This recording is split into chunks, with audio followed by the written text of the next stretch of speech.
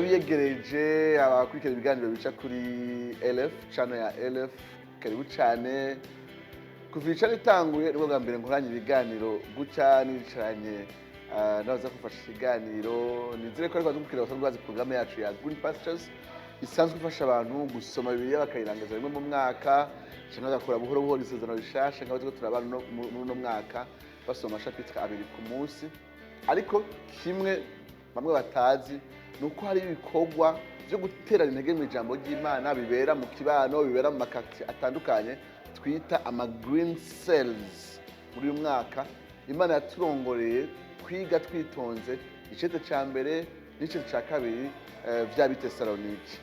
Rero tuzogerageza uko Imana dushoboje zo turababwira ingene urwo rugendo ruriko ruragenda mu ma green cells atandukanye abatashoboye kuhaba ari mu hinga itandukanye bakunda ibiganiro vya LF na Bibiliya yawe urashobora kujana natwe kumbure nawe ukaronka uyu mugisha tuko turaronkera muri aya makwariro mato mato yo mu kibano twita ama green cells. Nizere rero ko kino kiganiro kiza kubafasha cyane muze kuba mwiyegereje Bibiliya hafi murakoze.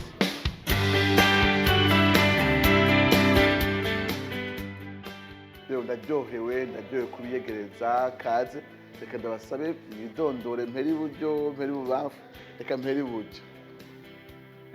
Nitwa Alevar ikora neza mu buzima bwa misi yose nsanzwe nd'umuganga.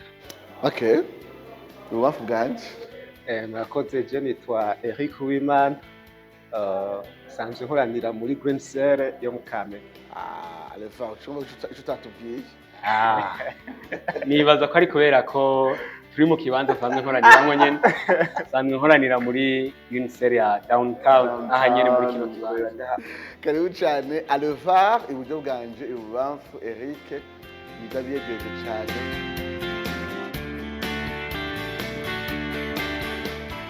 Alevar naho uri umuganga sivyo twashaka udufashe gutahura ibintu bimwe bijanye na kahise hakino cyo tugira tuvugeko nibuze ko dukurikirana yuko tugira tuvuge cyacete ca mbere ca Bitesalonike kizwi ngira bitubwira utubwiye ryari cyanditswe kizwi cyo ca mbere Paulo yanditse imbere ko yandika ibindi vyete byarije byose.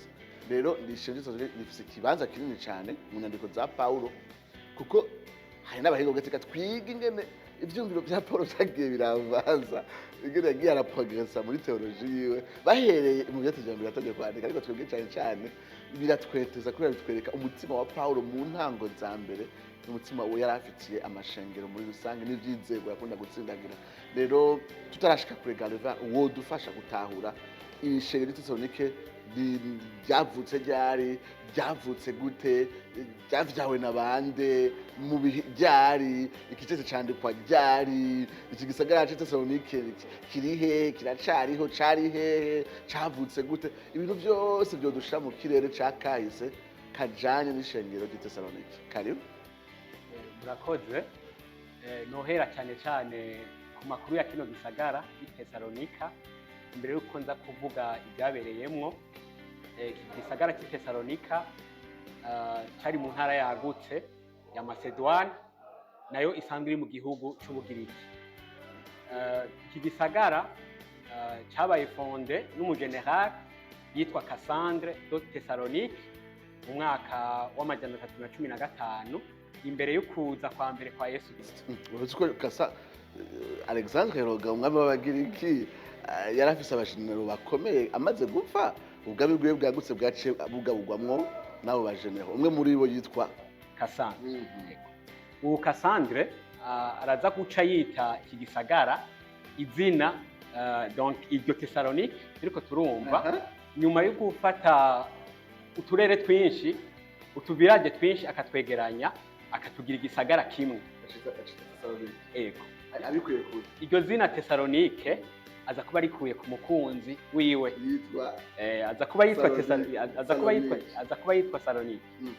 Amwita iryo zina nk'ikimenyetso cy'urukundo. Ni nkuko je notsinda igisagara gacita Arielike. Yego kwari nko kumwemeza ko by'ukuri donc kumwereka ikimenyetso cy'urukundo rwiwe mu kumwitira iryo zina ry'icyo gisagara yarahejeje kuba kufonda akuye mu tubirage twinshi.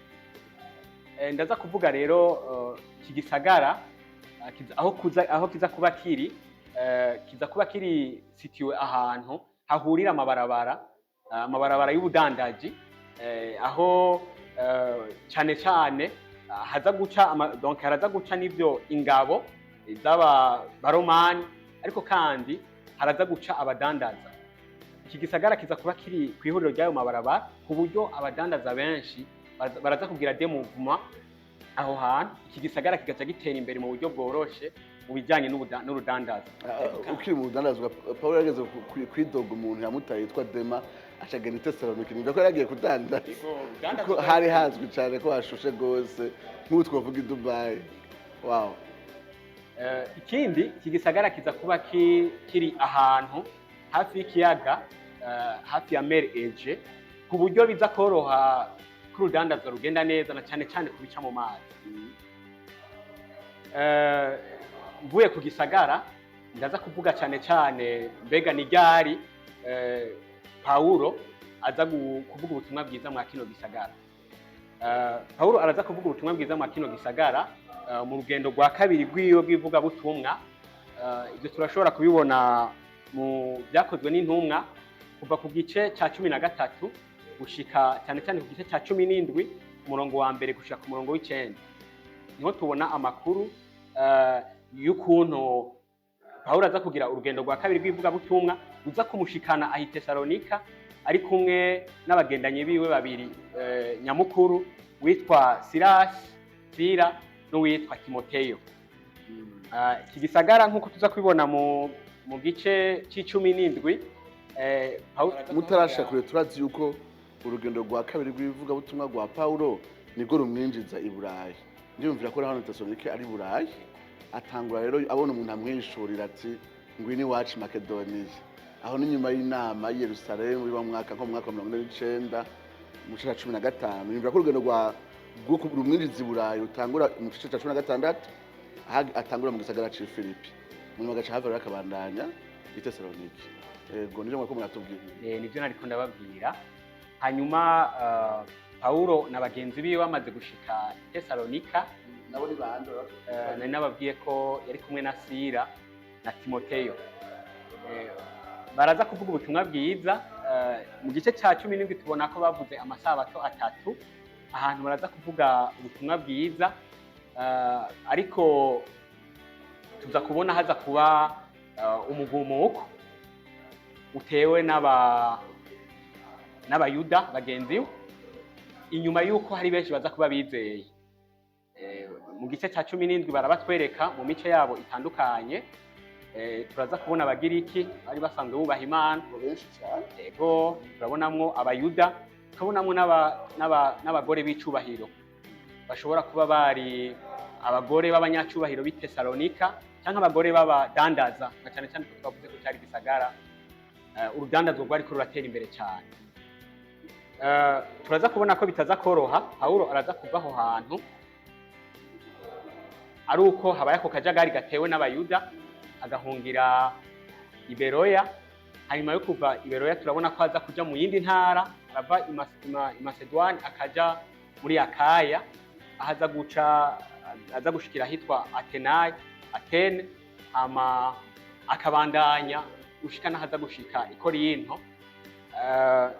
Aho nza kuvuga ko aho ikicete aza kwandika aza kucandikira aha i Korinto, nyuma yo gushishikara kugira ibibazo ahaza kugenda aravuga ubutumwa bwiza mu bibanza bindi. Beroya naho yarahageze ibibazo i Beroya, na cyane cyane ko abayahudi bari bamwirukanye Tesalonike bahavuye ngo banamusanga i Beroya. Naho nyine baramutesha acagenda i Atenayi.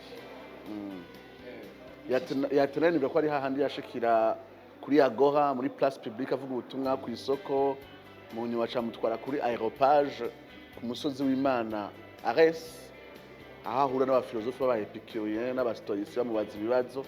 Mugabo batubwira yuko hari n'abantu bakenya b'abanyabwenge bashoboye kwizera b'abagiriki. Nyaca ava rero ngire Atene agenda i Korinto nkuko mwatubwiye mu ntara y'Akaya.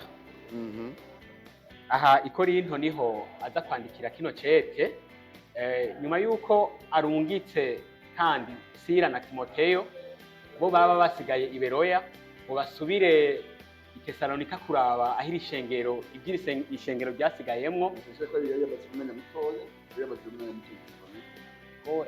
aba yamaze umwanya mutonya i Tesalonika, araza kurungika kandi Timoteyo na Sila kugira ngo basubire kuraba iri shengero ibihe ririmwo, na cyane cyane ko bari basigaye mwihamwa.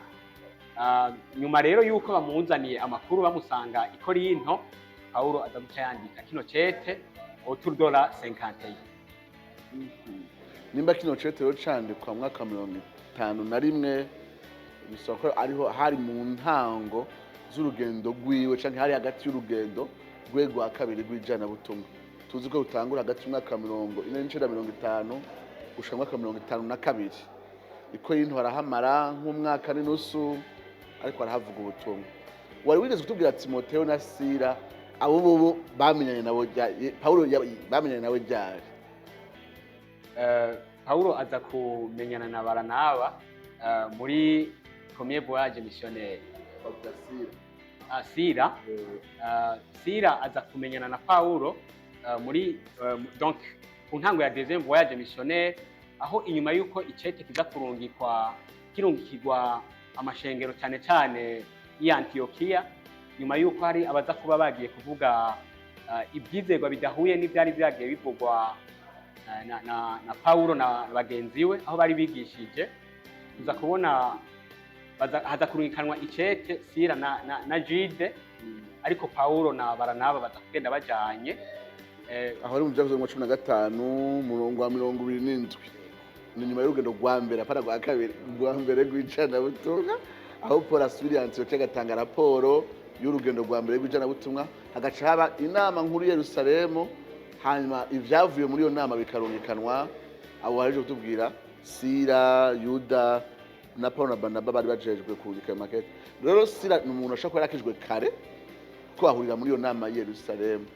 Kumbure Sila yabubwiye ubutumwa kumbare mu bantu ba mbere bakezwa kare. Timoteyo wewe bigenda gute? Timoteyo aza kuba yakijijwe mu rugendo rwa mbere rw'ivuga butumwa rwa Pawulo. Abasanzwe bamu ahitwa Derbe, donc aza kumva ubutumwa bwiza muri premier voyage missionnaire, hama agahitanwa na Pawulo na Sila muri deuxième voyage missionnaire. Nizeye ko ariko dukurikirana byabafashije gutahura ico kirere ca kahise. Sizi ko yari afite ico yongera ko ico kirere ca kahise, ariko numvise yadufashije cyane. Arufare yabikoze neza, naza ko twatahuye byadufashije bihagije. Nashaka rero twinjira mu bibazo bimwe bimwe bitugarukana kuri kino kirere ca kahise gatonya. Hari ijambo ryankotse ko muri chapitre 17 ya Actes des Apôtres, aho tubona rino shengero ry'Itesalonike rivukira. Hari akajambo bakoresha yuko Pawulo bariko baramwirukana, mwatubwiye ko abayuda baciye baza kumwiruka bakatera imigumuko. Mu byo bamwagije bavuze ngo bano bantu ngo ils ont bouleversé le monde. Bahereye i Yerusalemu bageze nino bariko barabouleversa le monde kuri verset ya 6. Nagumanye iciyumviro nti mbega aba bantu banyiganza isi yose, mbega iri jambo ryo kunyiganza isi yose hari ico ritwereka kuri impact ya ministeri ya Pawulo, naho bamwirukana, naho umenga hamwe hamara umwanya muto. Mbega iri jambo ryo kumwagiriza yuko yanyigangije isi yose, mbega hari ico bitwigisha kuri impact y'ibango ryiwe? Sinzi ko hari ico mubona rino jambo twugura akajyango gato kubona ko ibango rya Pawulo ryari rifise an impact muri Empire Romain. Eric. Murakoze. Uravye uwo murongo biragaragara neza ko by'ukuri naho ari mu ntango y'ijana butumwa, hariho ubushobozi buriko buraherekeza ministeri ya Pawulo. Mu mwanya muto cyane ubutumwa bwiza bumaze, biraboneka ko isi yose fata ubwami bw'abaroma kubera ico gihe ntibaza ko aribwo ariko baravuga aribwo bitiranya n'isi yose. Biragaragara ko by'ukuri hariho ubushobozi budasanzwe, hariho impact ubutumwa bwiza buriko buragira ku buryo abantu bose iyo movement y'ubutumwa bwiza canke igikorwa ca Pawulo ari alerte ku bantu bose, mu matwi y'abantu bose. Iyo nkuru nziza iriko irashika ku muvuduko udasanzwe. turazi ko mu nyuma ubukristo buzova bunyiganza ampire yose y'iromane ngira ngo bagafasona ubukristo bwarahinduye ingene abaroma babayeho gushika ubunye n'uburayi bwitirwa ubukristo. Ibi byose byabaye mu masekere ya mbere y'ubukristo, ariko muri kino gihe umuntu aca yibaza ati Pawulo atanga urugendo rw'ivugabutumwa nko mu mwaka wa 46 inyuma ya Yesu Kristo, naho yakijijwe kare imyaka mike nyuma Yesu asubiye mu ijuru. Mugabo urugendo rwa mbere rw'ijanabutumwa uvuga nti hamwe yinjiye rero mu ibango by'ukuri mu byakozwe no mu gice cya 13 bamurungetse mu mwaka wa 46. Hano turi nko mu mwaka wa 50 haheze nk'imyaka 4. Nimwumva ko ari bikenya kugira ngo tuvuge ko uyu muntu ariko yanyiganze isi. Nimvira ko bitwereka gatonya yuko by'ukuri ibango rya Pawulo ryarimwo ubushobozi bwa mpwemu yera butuma Imana imukoresha mu mwanya mutonya neza kubikanyiganza ubutegetsi bw'abaromani. Nariko ndaraba hari umwanditsi yariko arakoresha ijambo ngo bouleverser le monde, kubera mu yandi ma version barakoresha ngo mettre le monde sens dessus kugira bavuge iryo jambo ryo kubouleverser le monde.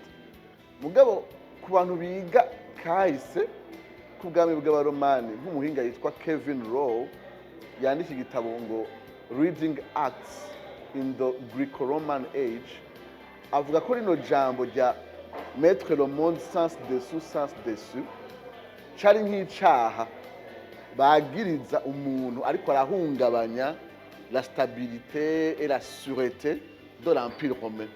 Bamwagiza nk'ubu twovuga ngo uyu muntu numva ibintu by'ivyaha bagiriza umuntu bashaka gukwagiriza ikintu kiremereye hano mu gihugu, baca bavuga ati uyu muntu ariko arahungabanya umutekano w'igihugu. Ruba rugwa haruremereye rwose cyane. Rero naho bakwinjira mu ngo bouleverser le monde canke expression ya sens dessus tugiye kuvuga ko cari ikintu kiremereye bakunda kwagiriza umuntu yanyigangije ubwami bw'abaroma. Nimvira ko ku ruhande rumwe biratwereka ko Pawulo by'ukuri ibango ryo ryari mu bushobozi bwa mpwemu yera byatuma habaho impact. Ubwo bwa kabiri niyumviye ko harimo na message y'ubutumwa bwiza, ko evangile na message ya evangile ubwayo irimo ikintu kiri bouleversant, kuko hano batubwira ivyo agenda aravuga ngo agenda aravuga ngo il y a un autre roi yitwa Jésus kuri verset 7. Rero evangile tubwira ko hari umwami Yesu Kristo yaje kuvuga ko biciye muri we ari ubwami bw'Imana bwegereye abantu. Iri jambo ubwami bw'Imana na Yesu nk'umwami mu bwami bw'Imana, hanyuma bamwizeye akaba ari we basenga, akaba ari we bumvira, akaba ari we bakurikira, birahungabanya abaromani bari bamenyereye kubaha cyane abampereur. Ndibaza ko dushobora kuba byarabanyigangije. Nibaza ko n'ikindi kintu ushobora kuba cyarabanyigangije si evangile gusa ikivuga mugabona n'ivyamwa vy'impinduka evangile vyara mu bantu. Abakijijwe ntibasubira kandi kunamira igisitatu cy'umu empereur, ntibasubira kandi kubona umu empereur nk'umwami. Ibi byose urumva ko kumbure byazana byahungabanya. Niyumvira ko norangiza mbaza akantu gasanzwe mbega mu gihe cacu murabona ko l'evangile tuvuga ubwayo iri radicale ku buryo uwuyizeye bihindura ubuzima bwiwe, ku buryo abamukikuje n'aho abaye banyiganga womenga ariko arahindukiza ibintu uko bimeze. Canke aho tubaye evangile bituma turi abasitwaye basanzwe bameze neza, ibintu byose bavyakira, ibyaha, ibyiza, ibibi biri mu mico yacu byose tukakira. Canke evangile y'ukuri ni ya yindi inyiganza umuntu kandi ikanyiganza n'abamukikuje. Nako ndibaza ico kibazo sinzi uciyumvira. jewe kuri icyo kibazo nibaza ko icyo ubutumwa bwiza bwamye buri nico buzokwama buri ibihe byose. Pawulo nyene uwo ariko aravuga ibi ariko arandikira abaroma ariko aravuga ubutumwa bwiza buravuga ati ni ubushobozi bw'Imana buzanira uwizera wese igakiza ihereye ku muyuda igashika ku mugiriki. vuga cy'ubutumwa bwiza buri ni ubushobozi nabwo bushitse ku muntu hategerezwa kuba manifestation, ibintu bigaragaza ko ubushobozi bwashitse.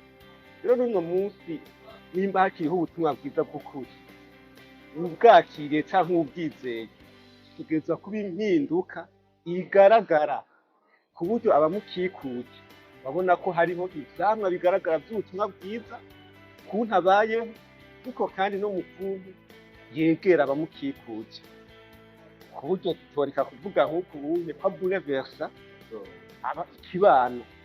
Ningo uno munsi bitariko biraba dushyira akabaza kumbura ubutumwa bwiza twizera canke tuvuga bwa bundi bw'ukuri aho uravuga nk'ubushobozi bw'Imana buzanira uwizera wese agakiza. Gira nanjye noca ngaruka Nimbira ko amajambo adusiga kuri kabaza ngire ko twe twavansa muri kino cete tuzogenda dutahura itandukaniro rya n'abakristo ba mbere kumbe n'ubukristo tubayemo muri no ntangamarara nyene ya kahise. Itugarukana mu cete ca 17 ca Act, nabonye ahantu habiri Paulo bamunyuruza ku murongo wa 10 batubwira yuko habaye akajagari i Tesalonike, baciye bamunyuruza mutwara Iberoya habaye akajagari ku murongo wa 14 naho nyene ngo baramunyuruza. Menga nimwe byo kunyuruza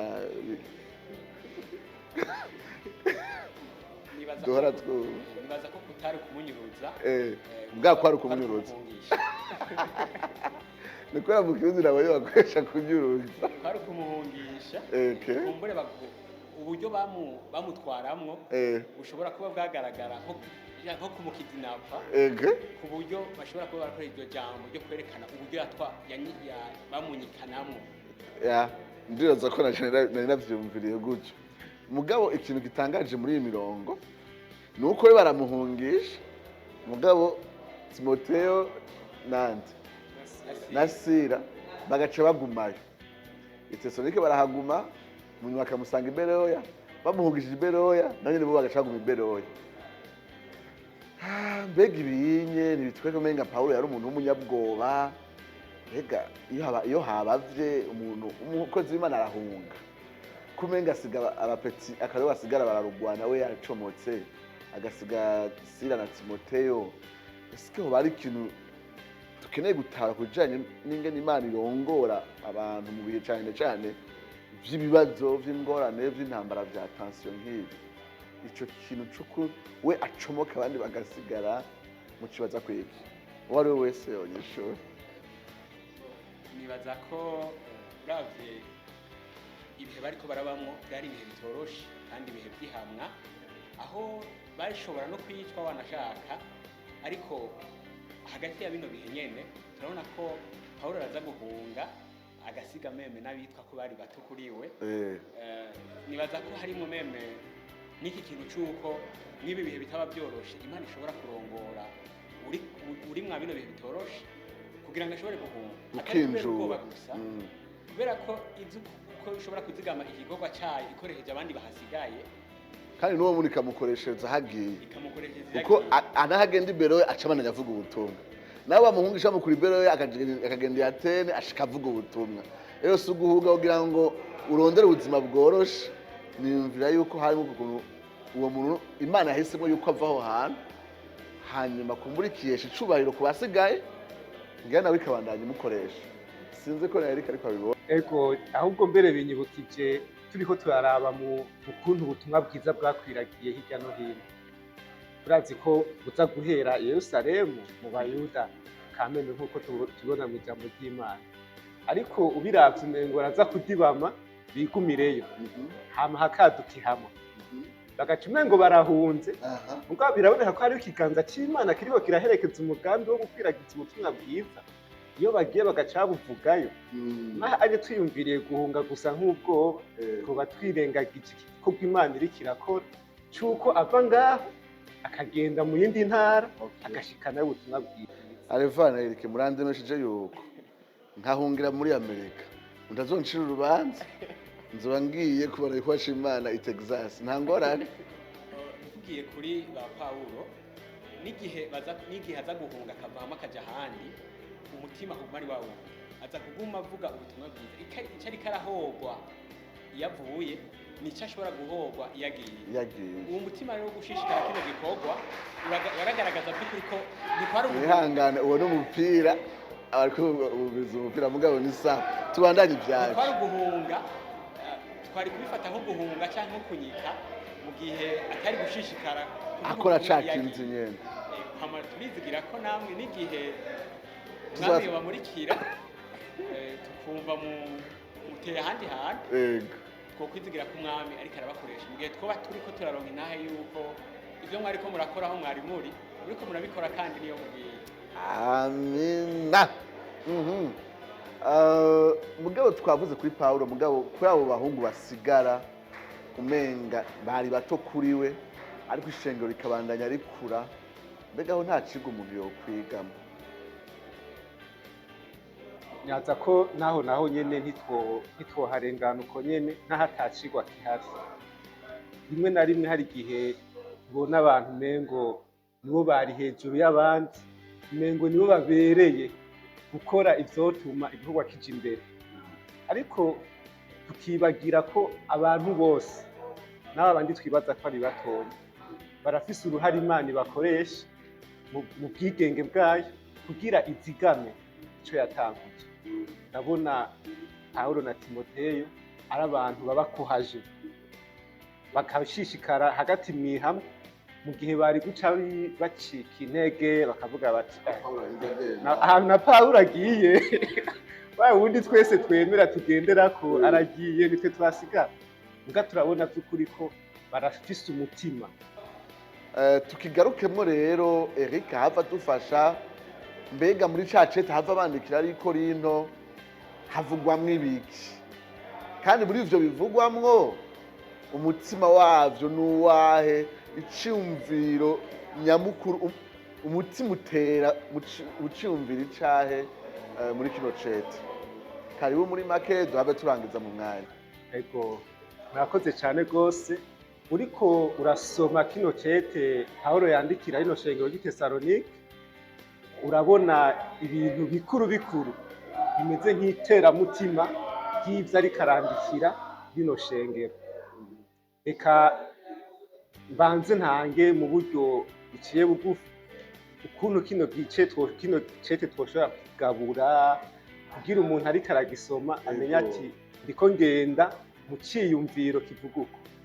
Uriko urasoma rino kete urabona ko igice ca mbere cose Paulo aba ariko yerekana ukuntu iri shengero ry'i Tesalonike ari ishengero ry'icitegererezo mu gukura ko mu buryo bw'impemu birakura mu buryo bw'impemu mu buryo bw'icitegererezo. Ni novuga croissance moderne de l'église de Thessalonique. Numva ni ishengero vraiment rikura mu buryo budasanzwe. Igice ca mbere cose uriko uragisoma aba ariko arerekana ico kintu.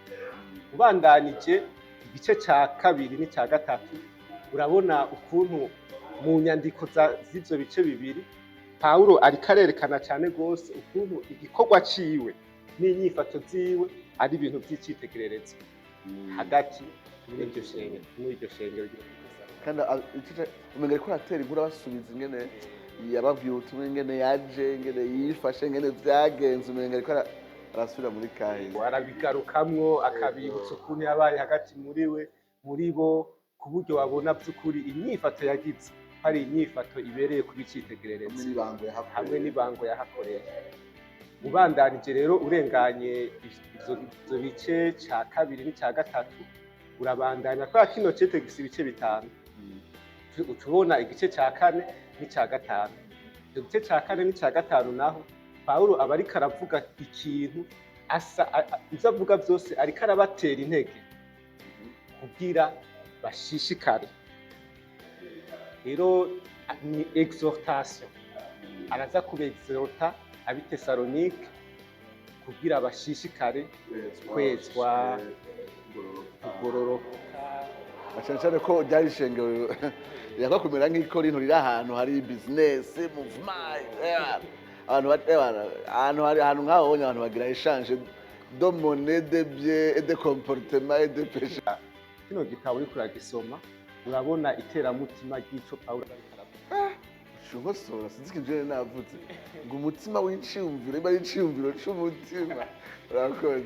Iteramutima ahantu nyene umutima uterera uriko uraraba inyandiko z'ivyo ariko aravuga. Uko usoma igice icyo ari cyo cyose hari ibintu kumubona biguma bigaruka.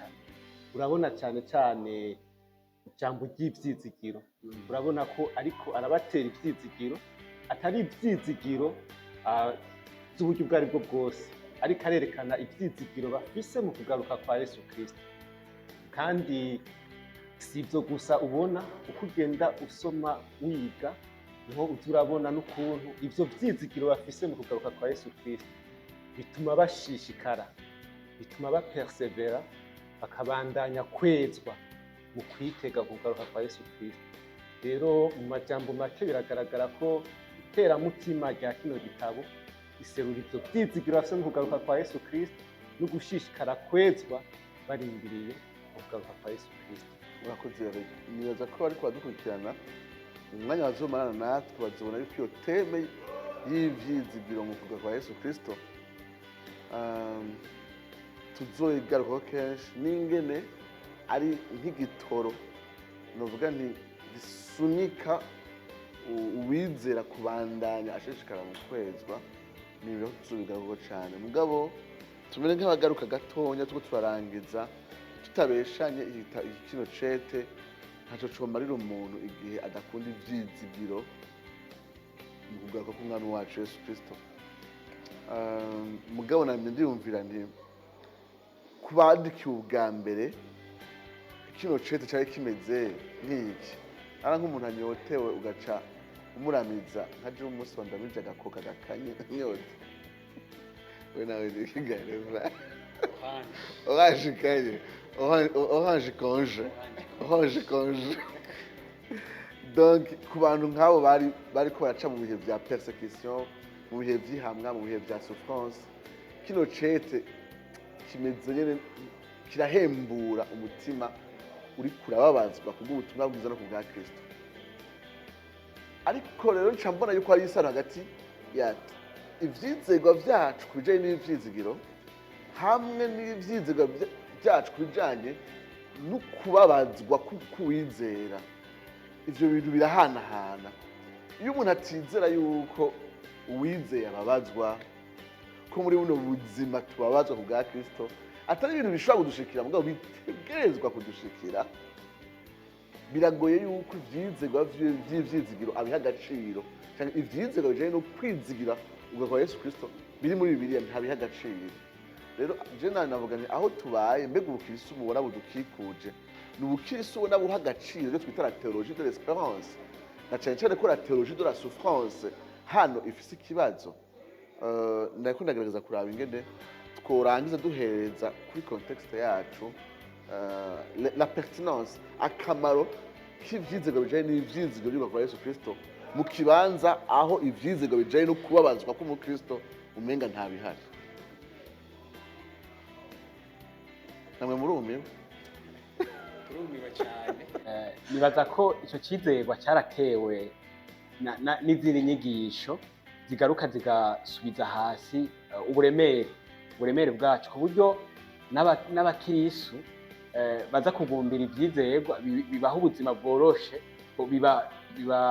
bibemerera ubuzima bworoshe aha muri ino si, ku buryo biraza koroha kugumbira ibiduha koroherwa mwa buno buzima, ku buryo bitaza koroha ko twakira imibabaro, hama ngo ivyo ngo bishishikare gukuza uburemere bw'ivyizigiro dufise bwo kugaruka kwa Yesu Kristo.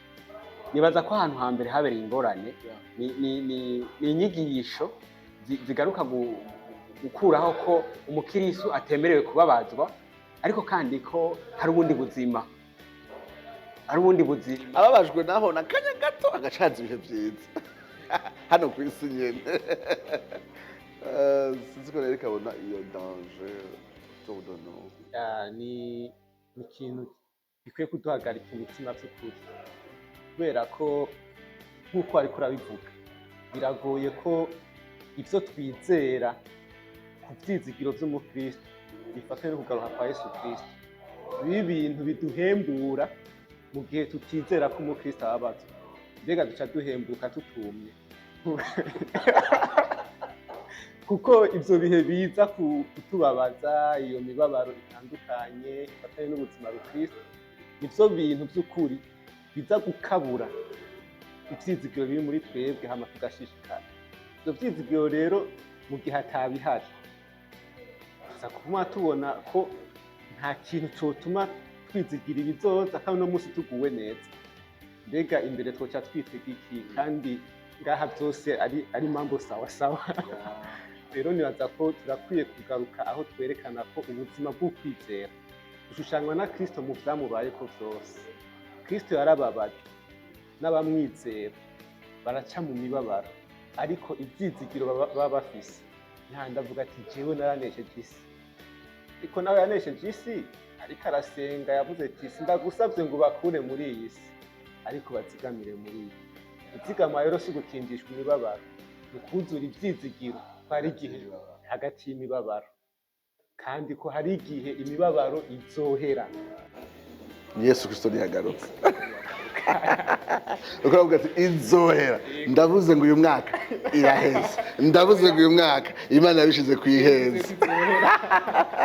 Murakoze cyane. Antwa n'ikintu kiremesha yuko inyandiko ya mbere yo mu isezerano rishasha nk'ivyete bya Paulo yuzuramwo théologie d'espérance, yabicete cya mbere cy'Abitesalonike, yabicete cya kabiri cy'Abitesalonike. Uravye ikibanza hereza la doctrine yo kugaruka kwa Yesu Kristo, ikibanza bihereza, tuzofata umwanya wagutse wo kubivugana ko abariko badukurikirana inzira yuko bazogira ibihe vyiza cyane, aho tuzogaruka tunga dutsindagira ku bijanye n'ugaruka kwa Yesu Kristo, n'ingene ivyo bimeze nk'imbarutso idasanzwe n'ibisunikira umutima w'uwizera gushishikara mu buzima bwejejwe, n'igihe ivyo ariko bacamwo nk'imibabaro ifatanye n'ukwizera kwiwe no gushinga intahe Kristo bishobora gutuma adebukirwa mu buzima.